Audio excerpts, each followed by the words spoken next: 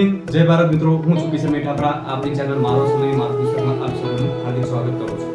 આજે આપણે ચર્ચા કરવાની છે પીએસઆઈ મેરિટ, અંદાજિત મેરિટ 2026. ગઈ વખતે આપણે 10 વિડીયો બનાવ્યા હતા અંદાજિત મેરિટના. લગભગ 99.99% આપણું રિઝલ્ટ સાચું પડ્યું. એટલે આ વખતે હું ફરીથી બનાવવાનું ચાલુ કરું છું. વિદ્યાર્થીઓને હિંમત આપવાનું કામ કરું છું. અને જે મનથી તૂટી ગયા છે એમને હજુ કોન્સ્ટેબલ આપવાની બાકી છે, એમની પણ હું પ્રેરણાદાયક આ વિડીયો હું બનાવું છું. તો વિડીયોના અંત સુધીમાં તમારે બને રહેવાનું છે. આટલું જોઈ લીધું અને સ્કીપ કરીને જતા રહી એવું ના કરશો, બરોબર? નાના યુટ્યુબરને સપોર્ટ કરો. એમના અંદાજ સાચા પડતા હોય છે, ના કે બધી મોટી મોટી એકેડમીના જ સાચા પડે.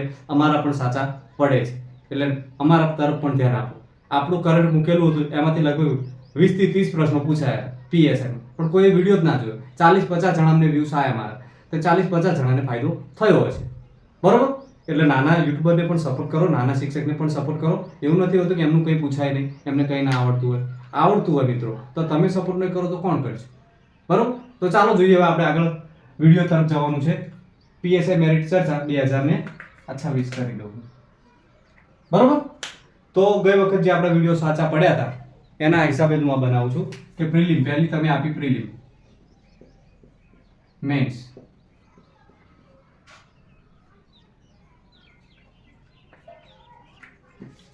અહીંયા લખો તમે પ્રિલિમ આ 2026 અને કમ્પેરિઝન કરી આપણે 2025 ના પેપર આવે પ્રિલિમ અને મેન, પ્રિલિમ અને મેન, બરાબર? ગઈ વખતે 200 માર્કનું પેપર હતું, 100 નું મેથ્સ રીઝનિંગ એમઆર અને 100 નું જીએસ, બરાબર? મેન્સ હતું 100 નું ટોટલ. હવે ગઈ વખત શું હતું પેપરમાં કે ગણિત રીઝનિંગ થોડુંક અઘરું હતું, બરાબર? અને એકદમ સહેજ અઘરું હતું બહુ. તો બાકી 90% 95% પેપર સારું હતું, 95% સમજો, બરોબર? એટલે ગઈ વખત હાઈએસ્ટમાં સારા વિદ્યાર્થીઓ 175 185 લાવ્યા હતા. અને આ મેન્સનું 100 પેપરનું 100 માર્કનું હતું આ મેન્સ, બરોબર? તો એમાં હાઈએસ્ટમાં 60 હતા અને બીજા પાસિંગ માર્ક હતા 50 45 55 આવા માર્ક્સ હતા, બરોબર? અને ગઈ વખત રિઝલ્ટ બન્યું 129 હાઈએસ્ટ કોણ? જનરલ વાળાનું. આ જનરલ આવી જાય એટલે એમાં નીચે બધા આવી જાય, સમજ્યા? હવે અહીંયા સમજો, પ્રિલિમ 100 નું મેથ્સ રીઝનિંગ એમાં, પછી 100 નું જીએસ અને 100 માર્કનું મેન્સ. તો આમાં શું હતું? આ વખતે જીએસ ભારે હતું, 100 માર્કનું પેપર હતું, એમાંથી 70% ભારે હતું, 30% હલકું હતું, 60% અઘરું ગણી નાખું, 40% ફ્રી હતું. આ અઘરું હતું, સહેલું હતું, મેન્સ સહેલું હતું અને આ ગણિત રીઝનિંગ સહેલું હતું, બરોબર? તો આ વખતે બધાને ડર પેસી ગયો છે.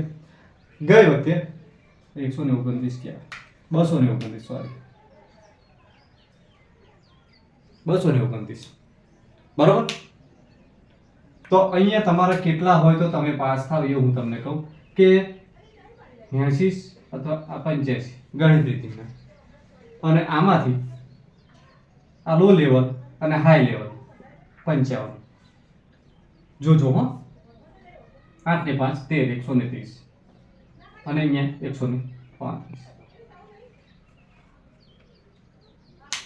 આ એવા વિદ્યાર્થીઓ છે જેને ઓનલી પીએસઆઈ ની તૈયારી કરી છે, અને આ એવા વિદ્યાર્થીઓ છે કે જે ગઈ વખત થોડા માટે રહી ગયા અને જીપીએસસી ની પણ તૈયારી કરતા હોય. આ એવા વિદ્યાર્થીઓના માર્ક્સ છે, અંદાજિત માર્ક છે આટલા, બરોબર? હવે આ લેખિતમાં કેટલા લાવે અહીંયા?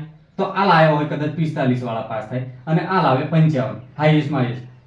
લેખિતમાં કેટલું હોય મિત્રો? સમજો કે લેખિત તમારું 100 માર્કનું હોય તો હાઈએસ્ટમાં 60 થી 65 આવે, એથી તો વધારે નથી જ જોયા અમે. આ મારો અંદાજ આટલો છે, બરોબર? તો સારામાં સારા અહીંયા 55 મૂક્યા અને અહીંયા 45 મૂક્યા. કેટલું મેરિટ બને છે જો.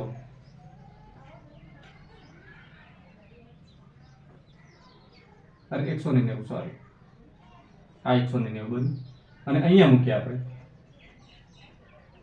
આ બન્યું 175, બરોબર? આટલા માર્ક્સ તમારે થતા હોય 175 થી 200 ની વચમાં, અંદાજિત 175 ટુ 200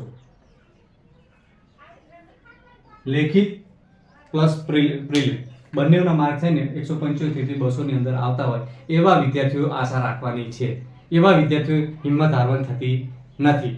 પણ આ વખતે મેઇન પ્રશ્ન એ બન્યો છે કે જે 100 માર્કનું જીએસ છે એમાં કોઈના 40% નહીં થતા હોય. 40% નો જે ક્રાઇટેરિયા છે એ નહીં થતો હોય આ વખતે. પેલી ફેર તો સમજો કે 90 માર્ક લાયા હતા, આ વખતે નહીં થતો હોય. કેમ? પેપર અઘરું હતું. જે કરંટના પ્રશ્નો પૂછે 2025ના 26ના, એમાં ઘણા વિદ્યાર્થીઓ ગોથું ખાઈ ગયા છે. જે તૈયારી કરી હતી એમાં એમને લાગ્યું જ નથી. પછી જીએસના પ્રશ્નો જનરલ નોલેજના હતા, એ પણ થોડા અઘરા હતા. ભૂગોળ હતું, વિજ્ઞાન હતું, એવું થોડું થોડું કરીને અઘરું હતું. તો મિત્રો અહીંયા તમારા 40% જે વિદ્યાર્થીઓ પાસ થઈ જતા કે આમાં 40 થાય છે, ભલે કટ ટુ કટ 40 થાય છે, કટ ટુ કટ 40 થાય છે, અને આમાં તમે 90 કરી નાખ્યા તો 130 તમારા બની જાય છે. આના જેટલા બની જાય છે. બરોબર? એટલે આવા વિદ્યાર્થીઓ હિંમત રાખવાની છે. અને સમજો કે તમારા 50 માર્ક લેખિત ના આવી ગયા તો પણ 180 બની જશે. એટલે આપણે અહીંયા કહીએ છીએ કે 175 થી 200 વાળાએ આશા રાખવાની છે. અને વધીને જાય ને કદાચ આ બહુ વધી જાય અતિશય, જનરલ વાળાનું, હો, બીજાનું નહીં. એસસી એસટી અને ઓબીસી વાળાની વાત નથી કરતો.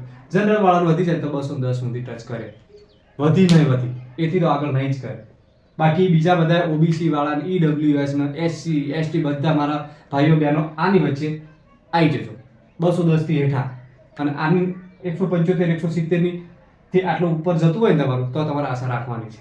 એવું હિંમત હારવાની નથી કે મારે તો 170 થાય છે 175 થાય છે મારું નહીં મેળ પડે. તો એસસી એસટી માં જે ભાઈઓ બહેનો હોય એમને આશા રાખવાની, ફૂલ 100% આશા રાખવાની તમારે કે મારે 175 થાય છે 180 થાય તો આશા રાખવાની.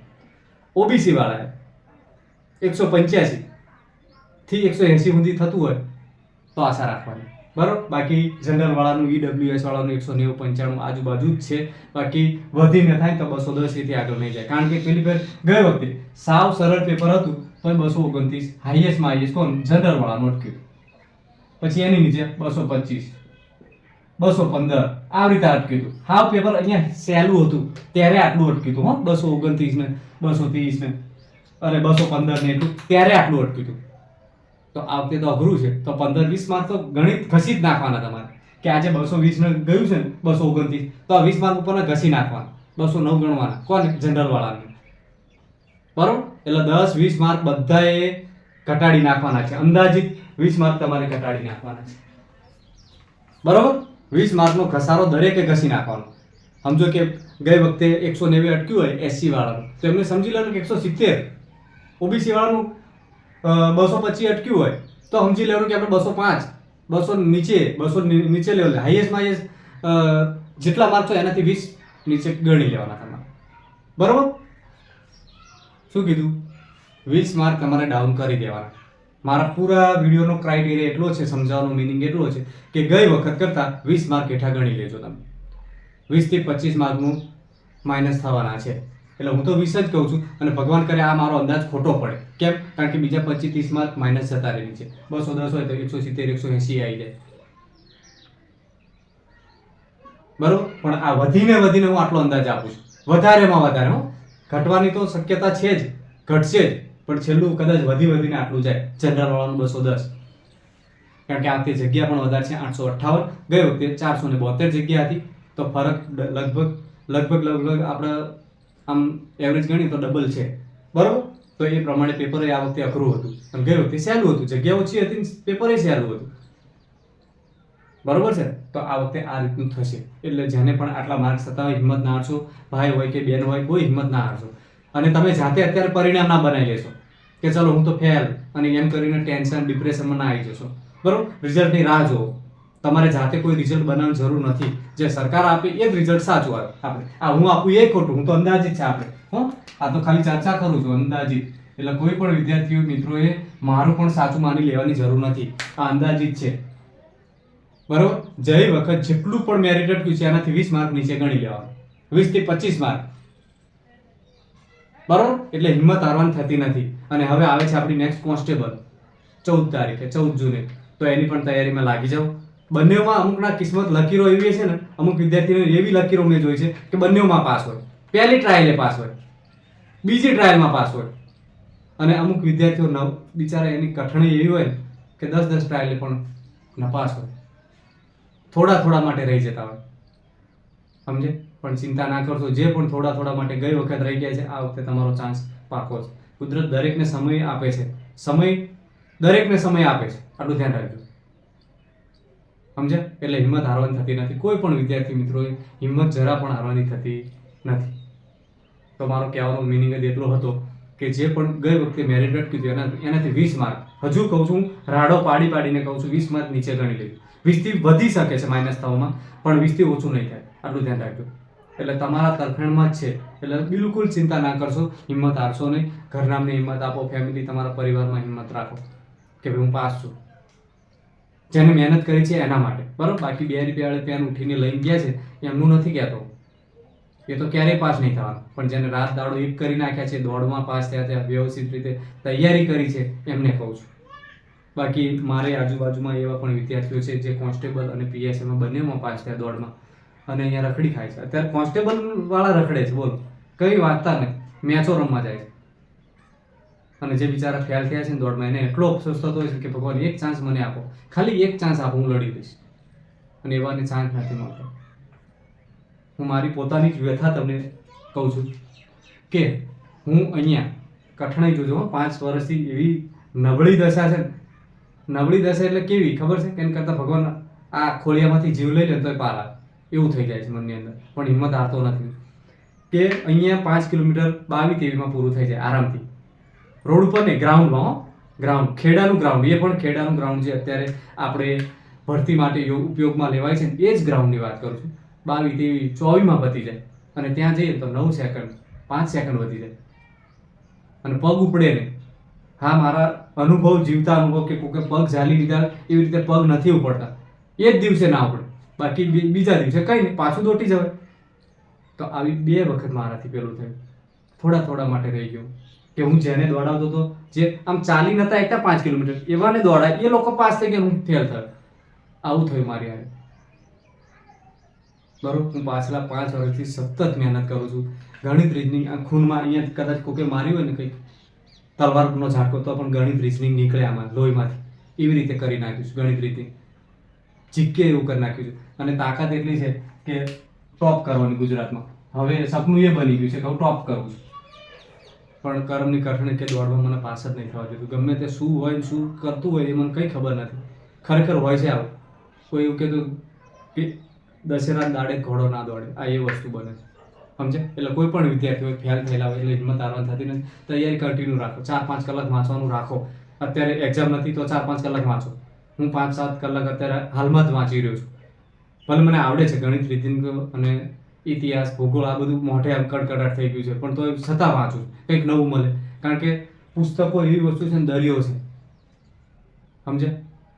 કે તમે ગમે તેટલું અંદર દોડો તો એને દોડ ના ચડે. અને બીજી વસ્તુ કે ગમે તેટલું નવું ખેંચો તો પણ ખૂટે જ નહીં. ખજાનો છે આ પુસ્તકો, ખજાનો કહેવાય, બરોબર. અને પુસ્તક એવા સારા મિત્રો છે આપણા કે જે આપણને દગો નહીં આપે, સમજે? એટલે સમય તો આપશે આપણને, સમય મળશે. જે વિદ્યાર્થીઓ ફેલિયર છે, 5-7 વર્ષથી તૈયારી કરે છે, ફેલ થયા છે 7-8 એક્ઝામોમાં, એમને છોડવાનું થતું નથી, છેલ્લા દમ સુધી લડી, બરોબર. મેં મારી થોડીક આપવીતી કીધી, કદાચ કોઈ દિલ પર ના લેવી તો મારી વાત હતી, બરોબર. તો મળીશું હવે આવતા નવા વિડીયોમાં મિત્રો. ત્યાં સુધી જય હિન્દ, જય ભારત.